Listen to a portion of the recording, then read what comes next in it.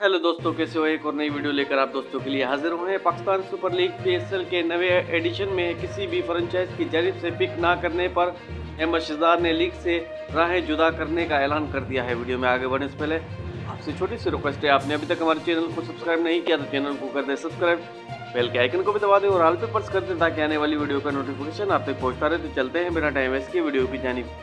समाज और राब्तों की साइट ट्वीट एक्स पर ट्वीट करते हुए सीनियर क्रिकेटर अहमद शहजाद ने लिखा कि डोमेस्टिक सतह पर परफॉर्मेंस करने के बावजूद PSL 9 में मुंतखब नहीं किया गया। इस सलूक के बाद दोबारा लीग खेलने का कोई इरादा नहीं रखता और ना ही खेलूंगा। अब किसी ने मुझे बुलाया भी तो मैं नहीं खेलूंगा, बल्कि मेरा कहना तो यही होगा कि मैं T20 ODI और टेस्ट मैच भी पाकिस्तान के खिलाफ ना खेलूं, क्योंकि मेरे साथ बहुत बुरा सलूक किया जा रहा है। दोस्तों, ये कहना था अहमद शहजाद का। ये है आज की वीडियो अच्छी लगे लाइक करें, शेयर करें, चैनल को जरूर सब्सक्राइब कर दें। मिलते हैं अगली वीडियो में। आज तक के लिए इतना ही। अपना ख्याल रखिएगा।